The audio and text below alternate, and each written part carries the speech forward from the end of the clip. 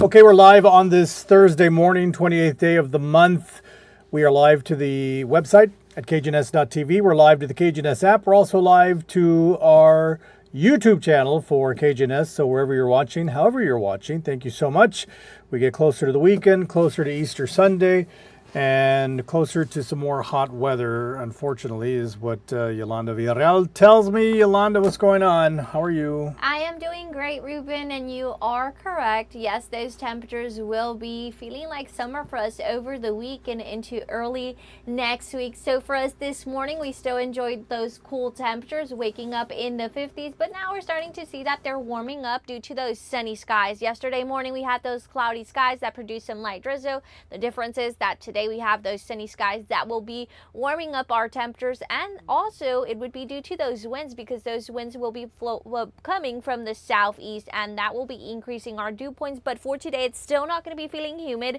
It will be feeling hot and dry, let's say that, because our temperatures will be warming up into the 80s, or we could call that warm, because what is expected for this weekend would be temperatures near the triple digits and getting to the triple digits across Texas. So for us this morning, we're slowly starting to see that those temperatures are increasing, some in the 60s while others in the 70s. But throughout the day, as we have those sunny skies and the flow of those southeasterly winds, our temperatures will be warming up. Today expected to reach highs in the 80s.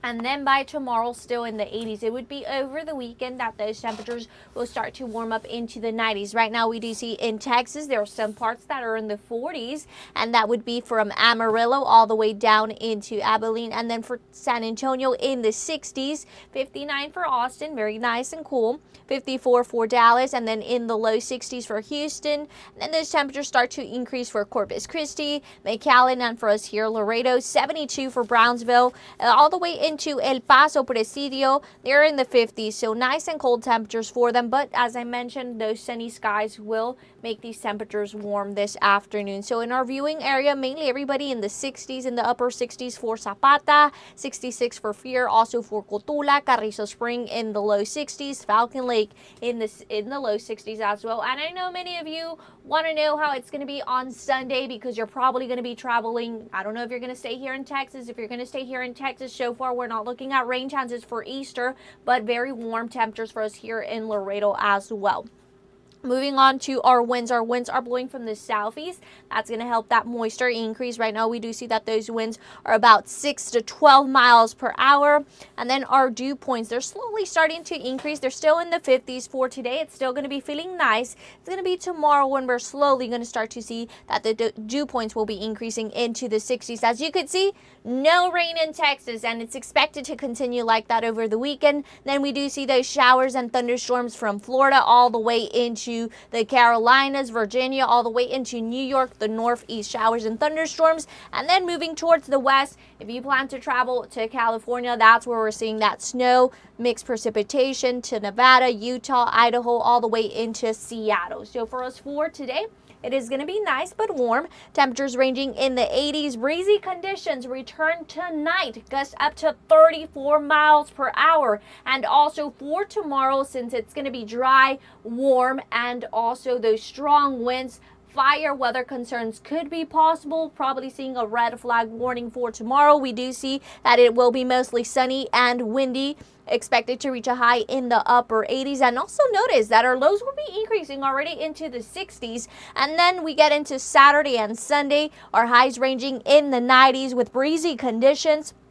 Sunday, it will be feeling hot and humid, expected to reach a high of 97, but it could be feeling like if we're in the triple digits, that would be due to that combination of the humidity and also those warm temperatures. It's going to make it feel like if we're in the triple digits. But then look for next week. How I know many of you are probably going to not have school on Friday this week, this Friday, and also on Monday. That's the good thing. But look for Monday. We're expected to reach a high of 104. So it's going to be hot and humid as well for Monday. Partly sunny, breezy conditions. Then by Tuesday, so it would be Monday night into Tuesday, that we have a front pass by. That front will be bringing a relief to the heat that is expected for this weekend. On Wednesday, it's when we're going to notice the temperature difference from that triple digit, and then Wednesday dropping into the 80s, sunny skies with those breezy conditions. So it's an up and down trend of temperatures, Ruben. I need to pace myself. We're just getting started, and I feel like I'm going to be complaining for a few months. Yeah, and now. many people tell me, like,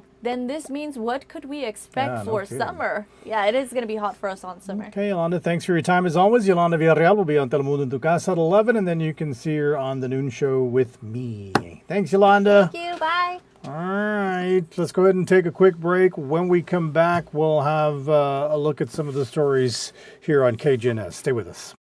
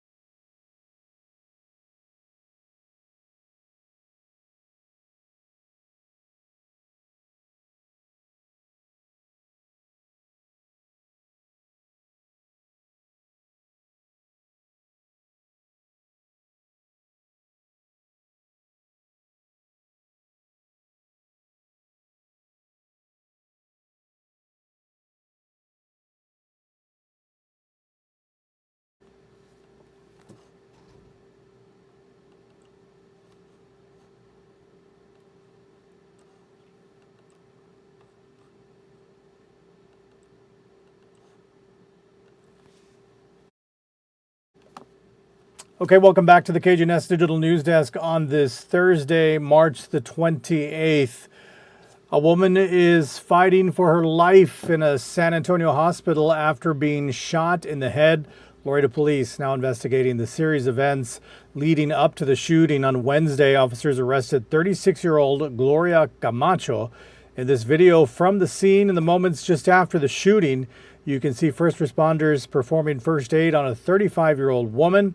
This happened just before 11 o'clock Tuesday night when police responded to the scene and found the woman breathing with a pulse, but she was unconscious. The victim was first taken to a local hospital, but then airlifted to San Antonio due to the extent of her injuries. A nearby neighbor tells us what they saw following the shooting. When officers arrived, they located a female victim who had received a gunshot wound in her head.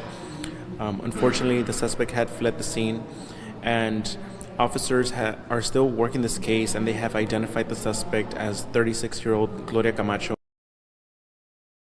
All right, well, clearly that was not the right sound. Police say that following the shooting, Camacho fled but was eventually found. She now faces charges of aggravated assault with a deadly weapon. Over at UISD, parents, along with members of the community, stopped by a town hall meeting concerning a piece of land near Muller Elementary School.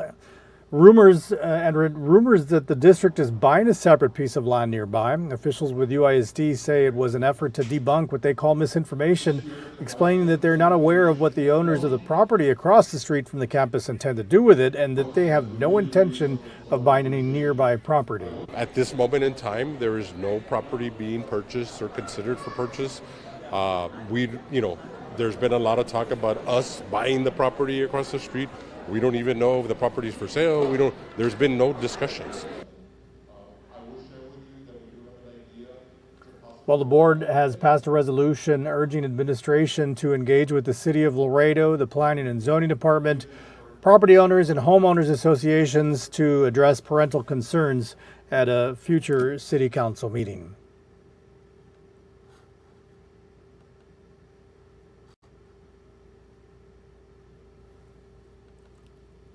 Over at LISD, local school districts are preparing for the Great American Eclipse. Even though there's no school planned for April the 8th, Laredo ISD tells KGNS they'll provide educational opportunities to students both in and outside the classroom. Participating students will need to have a permission slip signed by a parent or legal guardian that allows them to view the solar eclipse using NASA-approved sunglasses.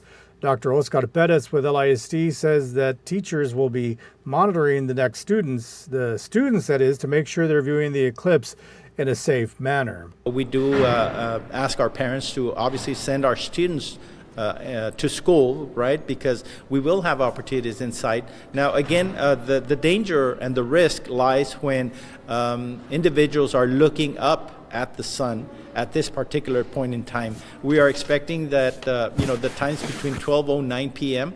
and 2:51 p.m. on April the 8th is the time that we have to be extremely careful, and we have to actively monitor that particular time period. Well, students who are unable to participate outside will be able to watch the live stream from the classrooms. Meanwhile, we reached out to UISD. They have not announced their plans for the eclipse at this time. Staying with LISD, their online registration for all LISD students in pre-K through 12th grade who are planning on enrolling at an LISD school this fall. That online registration begins Tuesday, April the 2nd. Now, in order to begin the registration process, you got to go to the website for Laredo Independent School District, which is laredoisd.org. Then scroll down to the section for parents. Once there, you can click the online registration. The registration process is available in both English and Spanish.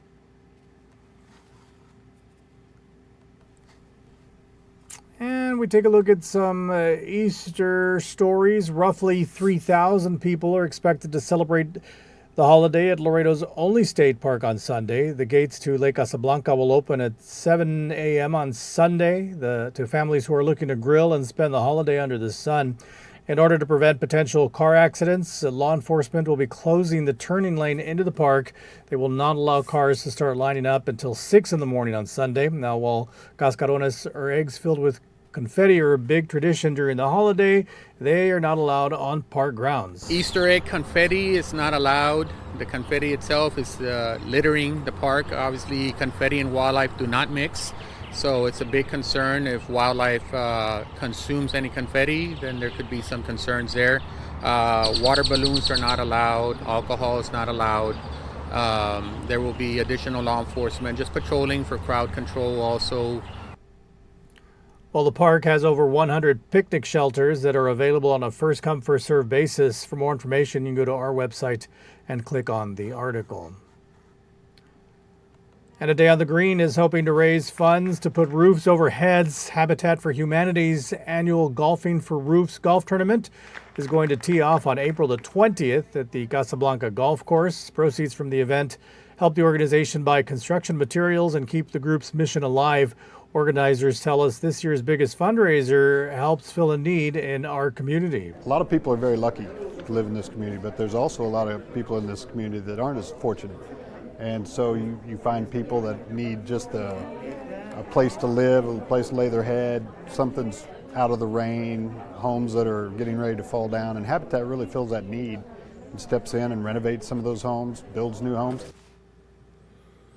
According to the group, the event always sells out, so if you're interested, you are encouraged to sign up early.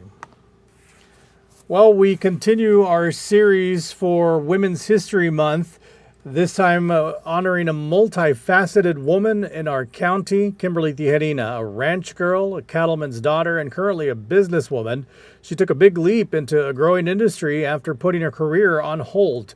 Araceli Garza visited the Tijerina Ranch for a close-up look at the operation.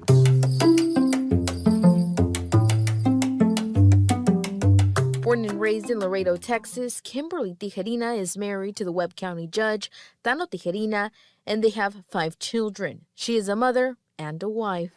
Well, priority for me has always been home life. And, for the first 25 years of our marriage, I spent as a housewife and a mom and taking care of my husband and my kids when they needed me.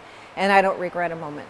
Now she's on a new adventure, jumping into a new role, a businesswoman. We started in 2020 and we grow hemp, certified by the state of Texas. We've had 5 years, probably about 8 collective grows, and they've all been compliant. So we've been growing for skincare manufacturer in the state of Texas that they manufacture skincare for national brands. The birth of her business venture began as a solution to a problem they were having at the ranch. Well, I started looking at solutions because one of our ranches was fixing to be encroached on with a landfill.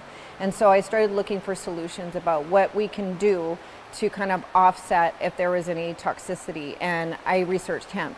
After much research, Kimberly saw the benefit of CBD herself. And that really made my health turn around. And I started feeling better. I started sleeping.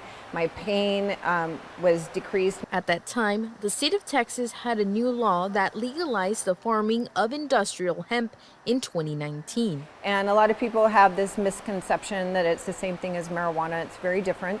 It has different genetics. It's grown differently. It's regulated differently. It's legal in all 50 states.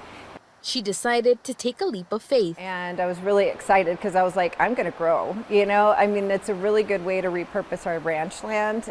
We can grow in a very small area, but have as much profitability as ranching, as cattle. Currently, 4,000 plants are kept in the greenhouse while they are growing under lots of sun and even lamps and getting watered.